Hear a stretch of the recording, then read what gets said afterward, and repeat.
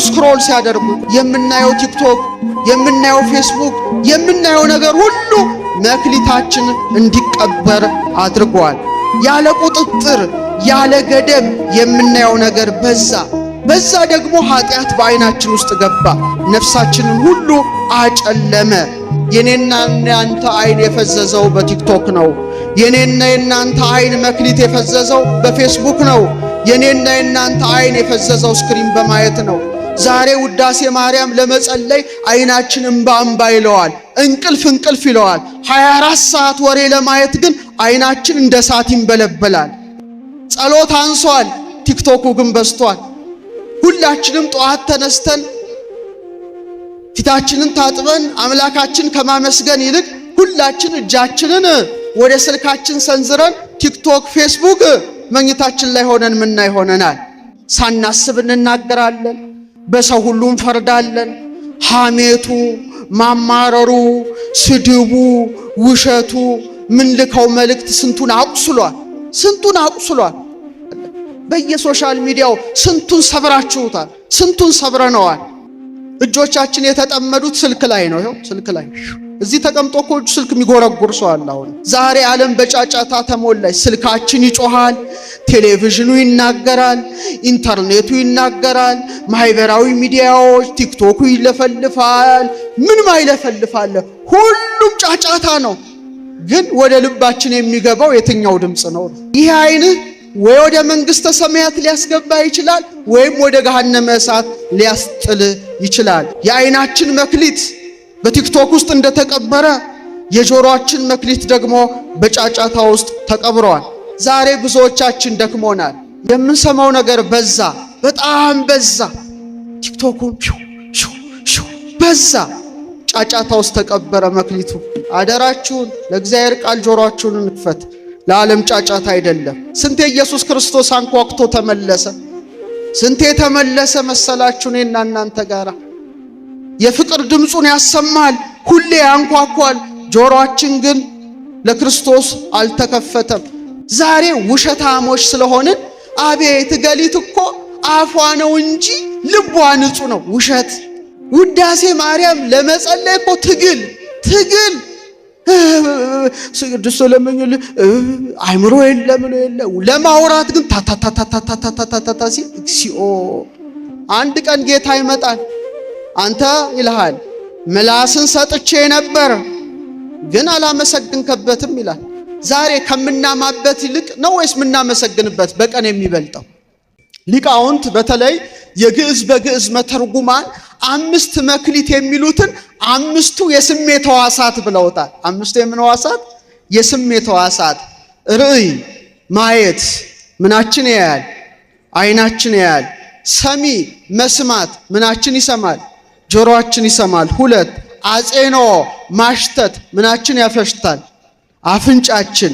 ጢም መቅመስ ምናችን ይቀምሳል? ገሲስ መዳሰስ ምናችን ይዳስሳል? እጃችን ይዳስሳል። ስለዚህ እግዚአብሔር ለእያንዳንዱ ምን ሰጥቶታል? 5 የስሜት ሕዋሳት ሰጥቶታል። እኔም አንተም አንቺም ሁላችንም ምን አለን? አይን አለን፣ ጆሮ አለን፣ አፍንጫ አለን፣ እጅ አለን፣ አፍ አለን። ሲደመር ስንት ይሆናል? 5 የስሜት ሕዋሳት ሰጥቶናል ነው። ስለዚህ ለእያንዳንዱ ሰው እግዚአብሔር የሰጠው የመጀመሪያ ስጦታ 5ቱ የስሜት ሕዋሳቱ ነው። 5ቱ የስሜት ሕዋሳታችን ከጨለመ ነፍሳችን ትረክሳለች። እግዚአብሔር ከመርከስ ይጠብቀን። ስለዚህ 5 መክሊት ተቀብሎ ያተረፈው ሰው ምንን ይወክላል? እያንዳንዱ ሕዋሳቱ ለማን የተገዛ? ለእግዚአብሔር በተገዛ ሰው ይወክላል። ስንት አተረፈ? ንገሩኝ። ሲደመር ስንት ሆነ? 10 ሕዋሳቱ ነፃ ማለት ነው። ስለዚህ እኔና እናንተ እስቲ እንዴት ነው መክሊቱነቱን የቀበርነው ወይስ ያተረፍንበት የሚለውን እንማራለን። እግዚአብሔር ለመጀመሪያ እንደ አንድ መክሊት አድርጎ የሰጠን አይናችን ነው። ምናችን ነው? አይናችን ነው። እግዚአብሔር ለምን አይንን ሰጠን? አይናችን እኮ ወደ 130 ሚሊዮን ሕዋሳት አሉት። ለምንድን ነው ይሄን አይን የሰካለን? ዝም ብለን ሳሩን፣ ቅጠሉን፣ ምግቡን እንድናይበት ነው? ያ ብቻ አይደለም። አይን የምን መብራት ነው? የነፍስ መብራት ነው። እስቲ በሉ የምን መብራት ነው? ጌታችን ምን አለ? ማየቶቱ ለሥጋ ካይን ከውእቱ የሰውነት መብራት አለ አይን ናት። እንግዲህ አይን ጤናማ ብትሆን ሰውነቱ ሁሉ ብርሃን ይሆናል። አይን ደግሞ ታማሚ ከሆነ ሰውነቱ ሁሉ ምን ይሆናል? የጨለመ ይሆናል ብሎ አስተማረ። ለምን? አይን ማለት የልብ በር ነው። ስንቶቻችሁ በአይናችሁ አትርፋቸዋል መክሊታችሁን? ሔዋን ለመጀመሪያ ጊዜ ኃጢአት የገባው በምኗ ነው? በአይኗ ነው። በምኗ ነው? በአይኗ ነው። መክሊቷ ተቀበረ ማለት ነው። አትቤ ያላትን ዕፀ በለስን ምን አለች? ተመለከተች። ኃጢአት በአይኗ ገባ። ዳዊትን ተመልከቱት። ሰገነት ላይ ሆኖ ሲመላለስ የኦርዮ ሚስት ስትታጠብ አየ። ኃጢአት በአይኑ ገባ። ይትፍቱ አትመኝ ያለውን አፈረሰ። አምጥቶ ደረሰባት። ኢትዘሙ ያለውን አፈረሰ። አታመንዝር ያለውን እንደገና ደግሞ ይሄን ነገር ለማስተባበል ለመደበቅ ብሎ ባሏን ገደለ። ይትቅትል የሚለው አትግደል የሚለው ፈረሰበት። ስለዚህ በአይን ምን ገባ? ኃጢአት ገባ ማለት ነው። ስለዚህ ማየት በሩን ከፈተ። ከዚያም ምኞት መጣ፣ ከዚያም ኃጢአት መጣ፣ ከዚያም ሞት መጣ። ስለዚህ አይናችን ትልቁ መክሊታችን ነው። ወይ ወደ እግዚአብሔር ወደሚወስደው መንገድ ሊመራን ይችላል፣ ወይም ወደ ገሃነመ እሳት አይናችን ሊመራን ይችላል። ስለዚህ አይናችን ምንድነው? ከእግዚአብሔር የተቀበልነው ሀብታችን ስለሆነ ለአገልግሎት መዋል አለበት። ለምን መዋል አለበት? እስቲ ድገሙት። ለምን መዋል አለበት? ለአገልግሎት። ዛሬ አይናችን ተጨንቋል፣ መክሊቱን ቀብሯል። አይናችን እግዚአብሔርን እንዳያይ ዓለም ብዙ ወጥመድ አድርጋለች። ስልካችን፣ ኢንተርኔቱ፣ ዩቲዩቡ፣ ቲክቶኩ፣ ፌስቡኩ፣ ማህበራዊ ሚዲያው ቀኑን ሙሉ አይናችን ምን ላይ ተተክሎ ነው ያለው? ስክሪን ላይ ተተክሎ ነው ያለው። ክርስቲያኖች አይናችን እረፍት የለውም። አይናችን ቁጣን ከተመለከተ ነፍሳችን ምን ይሆናል? ይቆጣል። አይናችን ርኩሰትን የሚመለከት ከሆነ አይምሮአችን ይረክሳል፣ መክሊቱ ተቀብሯል። አይናችን ፍርሃትን የሚመለከት ከሆነ ነፍሳችን ይደክማል። አይናችን የማይረባ ነገርን እየተመለከተ ከሆነ መንፈሳችን ባዶ ይሆናል። ዛሬ ብዙዎቻችን ምን ሆነናል? ደክመናል። የደከምነው ግን በስራ ብዛት አይደለም፣ ምንመለከተው ነገር በስቶ ነው። ምንም በስቶ ነው። ጸሎት አንሷል፣ ቲክቶኩ ግን በስቷል። ሁላችንም ጠዋት ተነስተን ፊታችንን ታጥበን አምላካችን ከማመስገን ይልቅ ሁላችን እጃችንን ወደ ስልካችን ሰንዝረን ቲክቶክ፣ ፌስቡክ መኝታችን ላይ ሆነን ምናይ ሆነናል። በሰላም ያሳደረንን አምላክ ከማመስገን ይልቅ አይናችን መክሊቱን ስክሪን ውስጥ ቀብሯል። ተቀብሯል መክሊቱ። እግዚአብሔር በአይናችን ይጠይቀናል። የአይናችንን መክሊት የቀበረው ምንድነው? ምስል ነው። ምንድነው አልኳችሁ? የምናየው ቲክቶክ፣ የምናየው ፌስቡክ፣ የምናየው ነገር ሁሉ መክሊታችን እንዲቀበር አድርጓል። ኦርቶዶክሳውያን ዳዊት እንዲህ ይላል፣ መክሊቱን ያበዛ አይን አለውና። እስቲ አብረን እንበል። መቼ በሉ እስቲ። አይሰማም። መቼ ታጽናናኛለህ እያልኩ አይኖቼ ስለ ቃልህ ፈዘዙ ይላል መዝሙር 118:82 አይኖቼ ስለምን ፈዘዙ? ስለ ቃልህ ፈዘዙ ይላል።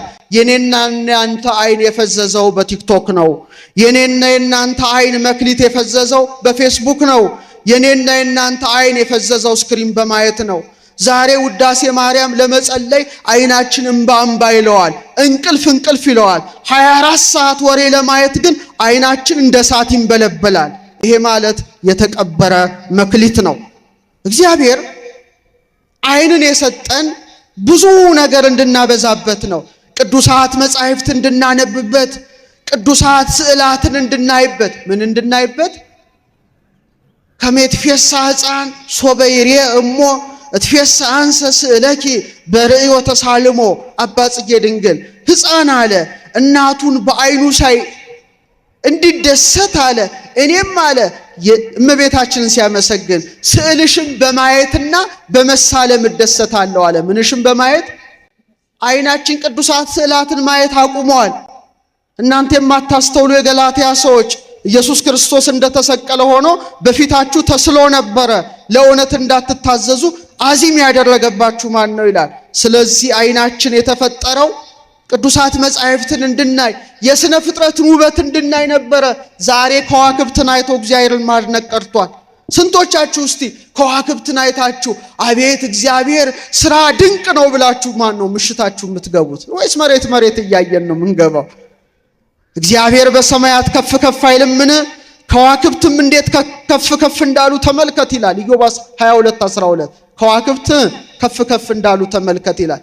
እግዚአብሔር ለሰው ስንት እግር ሰጥቶታል? መልሱ። 2 ነው 4?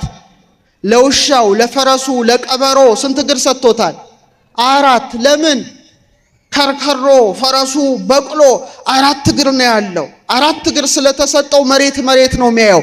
ሚግጣውን ሳር ሚጠጣውን ውሃ ፍለጋ አይኑ መሬት ተተክሏል። ሰው ግን እግዚአብሔር ሲፈጥረው እንደ ዘንግ መልምሎ እንደ ሸት ፈልፍሎ ቀና አድርጎ የፈጠረው አይናችን ወደ ሰማይ እንድናይ ያደረገን አባታችን ሆይ በምን የምትኖር ለመብል ለመጠጥ ለሆድ ብቻ አይደለም የተፈጠር ነው። አይናችን እንደ እንስሳ እህል እያየ ብቻ እንዲኖር አይደለም። ቀና ብሎ ሰማያትን አይቶ ፀሐይን አይቶ እውነተኛውን ፀሐይ እግዚአብሔርን እንዲያመሰግን ነው። ስለዚህ አይናችን ሰማያት ስላላየ የሥነ ፍጥረትን ውበት ስላላደነቀ ለተፈጠረበት ዓላማ ስላልዋለ መክሊቱ ተቀብሯል። አይናችን መክሊቱን የሚያተርፈው ምንድነው? ኃጢአትን ከማየት ስንሸሽ ነው። አይናችን በብዙ ነገር ረክሷል። ኦርቶዶክሳውያን አይናችን ውስጥ ብዙ ኃጢአት ገብቷል። ክፉ ነገር ይመጣል። ለዛ አይናችንን ስንዘጋ፣ ለእውነት አይናችንን ስንከፍት፣ ለወንጌል አይናችንን ስንከፍት፣ ለክርስቶስ አይናችንን ስንከፍት ይህ ጥበብ ነው፣ ይህ ታማኝነት ነው፣ ይህ መክሊት ማትረፍ ነው። ስለዚህ ኦርቶዶክሳውያን ዛሬ ብዙዎቻችን የአይናችን መክሊት የቀበርነው ምንድነው? ሁሉንም ነገር እናያለን። እየሰማችሁ ነው? ፊልተር እንኳን አናደርግም። ያለ ቁጥጥር ያለ ገደብ የምናየው ነገር በዛ ደግሞ ኃጢአት በአይናችን ውስጥ ገባ። ነፍሳችንን ሁሉ አጨለመ። አእምሮአችን በጨለማ ተዋጠ።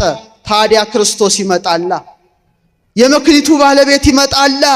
ልጄ አይንን ሰጥቼ ነበረ፣ አንተ ግን ጨለማን መረጥክ ይላል። ጉዳችን ነው። ለእያንዳንዳችን አይን እንጠየቅበታለን። በዚህ አይናችን ክርስቶስን ነው ስናይ የምንውለው ወይስ ኃጢአት ስናይ ነው የምንውለው? በዚህ አይናችን ቅዱሳት መጻሕፍት ስናነብ ነው የምንውለው ወይስ ነገር ብቻ ስናይ ነው የምንውለው?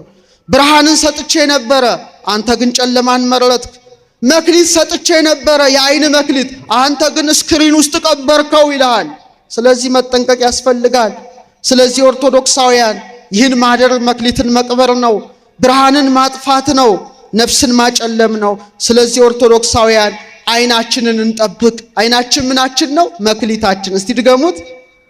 ይህ አይን ወይ ወደ መንግስተ ሰማያት ሊያስገባ ይችላል ወይም ወደ ገሃነመ እሳት ሊያስጥል ይችላል። ስለዚህ አንተ በጎ ታማኝ ባሪያ አይንህን ሰጥቼ ነበረ ይላል ክርስቶስ። በአይንህ አይተኸኛል። አይንን ሰጥቼ ነበረ፣ በአይን ቅዱሳት መጻሕፍትን አንብበሃል። አይንን ሰጥቼ ነበረ፣ በአይን ድሆችን በርህራሄ ተመልክተሃል። አንተ ታማኝ በጎ አገልጋይ ወደ ጌታ ደስታ ግባ የሚለውን ሕይወትን ቃል እንዲያሰማን ቅዱስ ፈቃድ ይሆንልን። አንደኛው መክሊት ይሄ ነው። ስለዚህ በቃሉ ሚዛንነት አይናችን ጨልሟል ወይስ በርቷል? መክሊቱን አትርፏል ወይስ አላተረፈም? እኔም አንተም ሕይወታችንን እንመርምር። ሁለተኛው መክሊት ጆሮአችን ነው። ምናችን ነው? እስቲ ድገሙት። አዎ ትልቅ መክሊት ነው ጆሮ። ሰሚ ምን ሰማበት ነው። ሰው ሁሉንም ነገር በግልጽ ሊያይ ይችላል፣ ግን መስማት አይችልም ጆሮ? አረ ንገሩኝ። ይሰማል። በጆሮአችን የማንን ድምፅ እንሰማለን? የእግዚአብሔርን ድምፅ እንሰማለን። በጎቼ ምንን ይሰማሉ? ድምፄን ይሰማሉ አለ። ስለዚህ እምነት የሚጀምረው በአይን አይደለም። እምነት የሚጀምረው በጆሮ ነው። እውነትን ስትሰሙ እምነታችሁ ያድጋል። ሐሰትን ስትሰሙ እምነታችሁ ይሞታል። ባሪያ ተናገር፣ ያንተን ድምፅ ሰማለሁ የሚል ጆሮ ያስፈልጋል። ስለዚህ አብዛኞቻችን የእግዚአብሔርን ድምፅ አይደለም ጆሮአችን የሚሰማው፣ የዓለምን ጫጫታ፣ የዓለምን ሁካታ ስለሆነ ጆሮአችን በጫጫታ ውስጥ ተቀብሯል። የዓይናችን መክሊት በቲክቶክ ውስጥ እንደተቀበረ የጆሮአችን መክሊት ደግሞ በጫጫታ ውስጥ ተቀብሯል። ሔዋን በጆሮዋ ምን መጣ? የሞት መልእክት መጣ። እየሰማችሁኝ ነው? መክሊቷ ተቀበረ። አካለ ከይሲ ማደሪያ ልሳነ ከይሲ መናገሪያ ያደረገው እባቡ በጆሮዋ ሹክ አለ። በቃ ዛሬ የብዙዎች ነፍስ የጠፋው በጆሮአቸው ምክንያት ነው። የተሳሳቱ ድምጾችን ሁሌ ያደምጣሉ። በጫጫታ ውስጥ ጆሮአቸው ተቀብረዋል። ስለዚህ ክርስቲያኖች ጆሮአችን መክሊታችን ነው። ምናችን መክሊታችን ነው?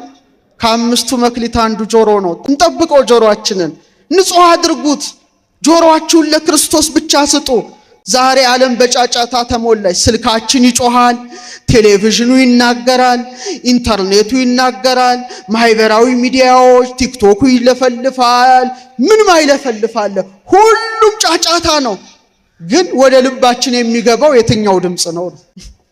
የትኛው ድምጽ ነው? ጆሮአችን ሁሌ ቁጣን የሚሰማ ከሆነ ልባችን ይቆጣል። ጆሮአችን የረከሰ ቆሻሻ ነገር ከሰማ አእምሮአችን ይረክሳል። ጆሮአችን ፍርሃትን የሚሰማ ከሆነ ነፍሳችን ትደክማለች። ጆሮአችን ሐሜትን የሚሰማ ከሆነ ተቀብሯል፣ ነፍሳችን ትቆሽሻለች፣ መንፈሳችን ይቆሽሻል። ዛሬ ብዙዎቻችን ደክሞናል። የሰማችሁኝ ነው? ምንድነው የደከመን? የምንሰማው ነገር በዛ፣ በጣም በዛ። ቲክቶኩን በዛ። ጫጫታ ውስጥ ተቀበረ መክሊቱ። ዛሬ ጆሮ መክሊት የተቀበረበት ጊዜ ነው። ጆሮአችን ግን እግዚአብሔር መክሊት አድርጎ ሰጥቶናልና የእግዚአብሔርን ቃል ስንሰማ፣ ጥበብን ስንሰማ፣ ማስተዋልን ስንሰማ፣ ምስጋናን ስንሰማ፣ ዝማሬን ስንሰማ መክሊቱ ምን ሆኗል ማለት ነው? አትርፏል ማለት ነው። ይህን ካልሰማችሁ ጉዳችሁ ነው። መክሊታችሁ በጫጫታ ውስጥ ተቀብሯል። የጆሮ ባለቤት ይጠይቃቸዋል አንድ ቀን። ዓይናችን ሁሉንም ነገር ይመለከታል። ጆሮአችን ሁሉንም ነገር ይሰማል። ደግሞ መስማቱ አይደለም ክፋቱ፣ ሁሉም ነገር ያምናል። ሁሉንም የሚሰማውን ሰው እንዴት ያምናል? እግዚአብሔር ይናገራል፣ ግን ጆሮ ሞልቷል። የት ያድምጠው? ሞላ፣ ጫጫታው ሞላው። እግዚአብሔር ሲናገር መስማት አንችልም። ኦልሬዲ ጆሮአችን ሞላ፣ በብዙ ጫጫታ ተሞላ። እግዚአብሔር ያስተምራል፣ ዓለማችን ግን ክፉኛ እየጮኸች ነው እና መክሊቱ ሳይሰራበት እየተቀበረ ነው። ስለዚህ እግዚአብሔር በመጨረሻው ዘመን ይጠይቀናል። ጆሮ ሰጥቼ ነበረ፣ አንተ ግን አልሰማህም። እውነትን ሰድጄልህ ነበረ፣ አንተ ግን አላደመጥክም። ተናግሬ ነበረ፣ ያንተ ጆሮ ግን ጫጫታ ይከተል ነበረ። መክሊቴን አላተረፍክም። በሰጠኸው ጆሮ ምን ሰማህበት? ቅዳሴ ሰማህበት፣ ሰዓታት ሰማህበት፣ ቃለ እግዚአብሔር ሰማህበት፣ ሰምተህ ተለወጥክበት ብሎ የመክሊቱ ባለቤት ስለ ጆሮአችን ይጠይቀናል። አደራችሁን ለእግዚአብሔር ቃል ጆሮአችሁን እንክፈት። ለዓለም ጫጫታ አይደለም። ዓለም አይደለም ይሄን ጆሮ የሰጠችን። የሰጠን ማን ነው? አረ ንገረን። የመክሊቱ ባለቤት ነው። ስለዚህ ኦርቶዶክሳውያን ጆሮአችንን ነፍሳችን የሚገል ነገር እንዳንሰማ በተቻለን አቅም ጆሮአችን አጽምሙ አይዛኒክሙ ይላል ትምህርተ ኅቡዓት። ጆሮአችሁን አደንቁሩ ማለት ነው። የሰማችሁኝ ነው ኦርቶዶክሳውያን? ስለዚህ እግዚአብሔር ከሁላችን ጋር ይሁን። ስለዚህ የመክሊቱ ባለቤት ምን ሰማ? የማንን ድምፅ ተከተልክ ይላል። እኔና እናንተ መሆን ያለበት ባለቤቱ ሲያንኳኳ አይደል? በራእይ ያላነበባችሁ? እነሆ ከደጅ ቆሜ ምን እላለሁ? አንኳኳለሁ። ማንም ድምፄን ቢሰማ ቢከፍትልኝ ወደ እርሱ ገባለሁ፣ ከእርሱም ጋር እራት እበላለሁ ይላል። ስንቴ ኢየሱስ ክርስቶስ አንኳክቶ ተመለሰ? ስንቴ ተመለሰ መሰላችሁ? እኔና እናንተ ጋር የፍቅር ድምፁን ያሰማል፣ ሁሌ ያንኳኳል። ጆሮአችን ግን ለክርስቶስ አልተከፈተም። ቢከፈት ኖሮ እንቆርብ ነበር። ውሸታሞች ነን። ማንቆርበው ስጋው ደግሞ ማንቀበለው አንኳክቶ ይመለሳል። ሁሌ የፍቅር ድምፁን ያሰማል። ግን ጆሮአችን ተቀብሯል። እንዴት ይስማው? ጫጫታ ሞልቶታል። እንዴት ይስማው? እግዚአብሔር ጆሮአችን እንድናተርፍበት ቅዱስ ፈቃዱ ይሁንልን። ሶስተኛው መክሊት አፍንጫ ነው። እስቲ በሉት፣ ድገሙት። አፍንጫ ትልቁ መክሊት ነው። እግዚአብሔር ለሰው ልጆች የሰጠው ሶስተኛው መክሊት ይሉታል ሊቃውንት። አፍንጫ ነው። አፍንጫ ትንሽ ነገር ይመስለናል፣ ግን አይደለም። እግዚአብሔር የሕይወት እስትንፋስን ያስገባው በምናችን ነው? በአፍንጫችን። በኦሪት ዘፍጥረት ምዕራፍ 2 ቁጥር 7 ላይ እግዚአብሔር ሰውን ከምድር አፈር አበጀው ካለ በኋላ የሕይወትንም እስትንፋስ በአፍንጫው ምን አለበት? አለበት።